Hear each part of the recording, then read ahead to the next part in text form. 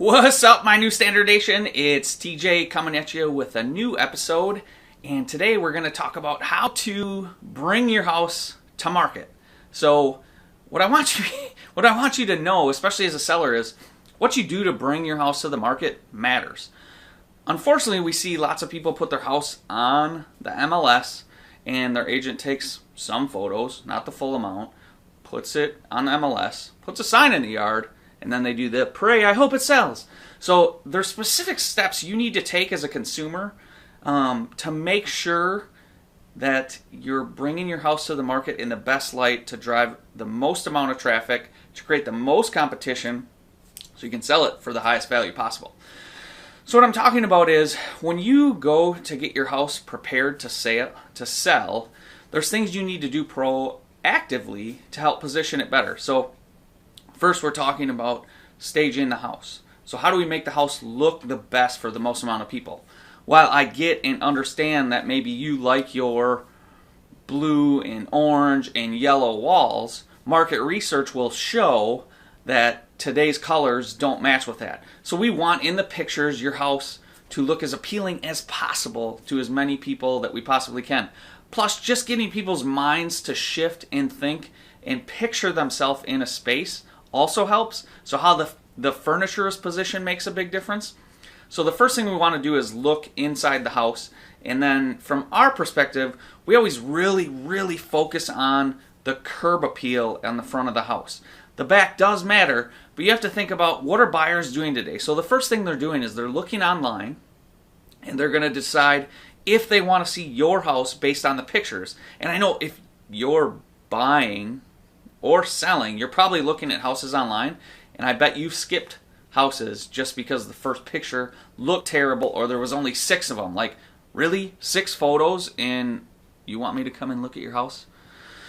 Anyway, so they're going to decide if they want to see the house. Then they're going to drive by. So whatever they're going to see when they drive by, so if you're on a corner lot, maybe we need to make sure both front and side look amazing. But really, people are driving by. And watch this when you list your house. You'll see a ton of traffic and people slowing down to go buy your house. They're going to drive by and look at the curb appeal. So now they've already decided they like the photos. Do they like the curb appeal? So we're trying to position it so that we're moving them down the steps of where we want the buyer to go, right? Like, we want to control that process. So the other thing is why you want to have them driving by. And how we do that is when we bring a house to the market, we make it go active. So we're going to activate it on the MLS, but we don't allow any showings for the first week. And there's a strategy to that. So you might be wondering and think that's counterintuitive. But what we want to do is when a property is listed on MLS, it pushes out or syndicates out to all of these other marketing sources. So if you're day one and you see it, great for you as a buyer. But as a seller, your home hasn't been exposed to as many people as possible. So you're not going to have or get as much competition. So what you need to do is delay that sale. So delay showings because 1, it creates anticipation, right?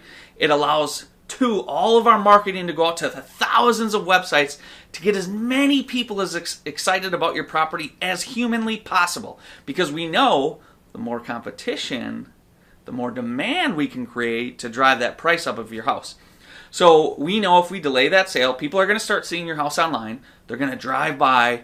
Now they're checking out the neighborhood. Now they're picturing their kids playing or themselves being in that neighborhood so they can walk, in our area like State Street or Willie Street or some of those areas. So they're starting to picture themselves living in the house.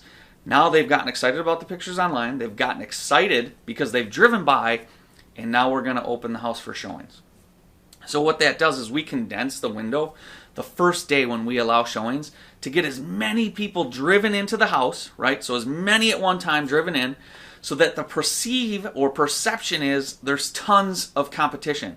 Because if somebody's going to look at your house and there was someone there before them, maybe there's someone there with them, and there's people coming after, they perceive there to be a ton of competition. When in reality, maybe they're the only ones that really love the house, but the perception is that. Now, typically, if one person loves it, we get lots of people to love it. And then as you get and create that competition, that's when we're seeing prices driven up. That's why last year, Every market we went into, we sold for higher prices per square foot, and broke records in the neighborhoods that we were in as far as pricing in that neighborhood. So again, you're creating competition, you're creating anticipation by getting people to get excited, so buzz about your property.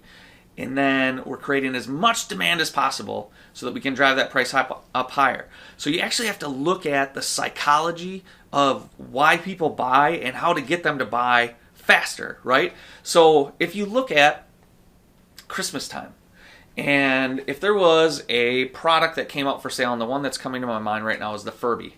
They did specifically this. And then on Black Friday, there's people running into stores, running over one another, and fighting for a tiny talking toy for their kid. What they did is they took away some of the supply to create so much competition that they could basically name any price for that toy, and people were going to buy it to get it for their child for that Christmas. So basically what we're doing is we're creating a buzz for the properties, or you should be when you sell your house. And if your agent isn't doing that stuff, at a minimum, like, don't talk to them. Go find somebody else that is going to do all of these things. It's the thing that we specifically talked about in our book, that how to position your house to sell for more money, the things you need to do as a seller, and your agent should be guiding you on this stuff to make sure we're selling your house for as much as possible. So again, when you create all that competition, demand, and then there's stuff that you have to go into with negotiating, there's a lot of stuff you have to do on the front end to prepare the house. But then once it's prepared properly, brought to the market the right way, you can drive up that demand to it's sometimes ridiculous right now. Now, you need to have strategies as far as marketing, both online and offline, so your agent should be able to show you that. A big thing that we do is we create an avatar for the perfect family or person to buy your specific property. So who that is, are they single, are they married, do they have kids, do they have a pet, do they make this much money, do they want to be closer to work, do they want to be in a school district? You have to understand all those things, so when you're writing that marketing material, people understand and get tied to emotionally to the property. It's redundant when you look at the comments that realtors write, and they'll go, you could see on the sheet, the data sheet, that it's a 3-bed, 2-bath, 2-car garage, 1,800 square feet. And the first thing they write is, this gorgeous, lovely 3-bed, 2-bath, quaint little home with a 2-car garage and fenced yard. Like, really? That's your space to sell an emotion, get people emotionally charged in response to want to come and look at your house, and you're being redundant telling me it's a 3-bed, 2-bath, which I could see at the top of the page anyway. So again, things you need to do also. Make sure you're maxing out the number of photos you put on the MLS. In our particular MLS, we can do 36. It helps you rank higher on specific sites, as well as the agent verbiage where we get to talk about your property. If all you see is, come and look at this house today, or 2 sentences, like, that doesn't get people excited. So you need to fill that entire amount out, like every character you can possibly have, because again, it helps it rank higher on some of the sites. Some of the sites require you to go in and make little tweaks. So we have to do that every 2 weeks or every 30 days, depending on the site, so that we're showing up higher. The other thing is track. Make sure your agent has systems in place to track the marketing, so where it's gone out, where it's being featured, and then reverse engineer, okay, why isn't it selling? Is it not getting in front of people? Because that could be it. It's not always the price, so don't let your agent just tell you it's the price. They should be able to show you where they're marketing it, why they're marketing it there, and then how they're driving traffic to that to get you more showings. So when you think about it, playing with 92% of buyers starting online now, what are the top 5 sites that people are looking on right now? I know what they are, and if you want to know, you can reach out to us and I'll tell you. But there's specific things you can do as a seller to position your house when you bring it to market the right way to sell for more money. And it's super funny. I actually really love that agents are starting to delay the sale because they're seeing the value in it. Unfortunately, not all of them are. And I think when the market shifts, agents won't do this anymore, but they should be. And I'd like to say that I came up with this myself, but I started doing this in our market back in 2008. I had purchased a property myself. had fixed it up, and now I'm going to go sell it. So I had gone to a class on marketing specifically for real estate investors. And this one investor there was just crushing it in Ohio. So I sat down and I talked to him, and he explained to me how they bring houses to market. And it totally made sense. When you get into the psychology of why people buy or why people do stuff, it was unbelievable. Now, I had been in real estate for 3 years at this point, and nobody ever talked to me about the psychology behind how you get people excited to buy something.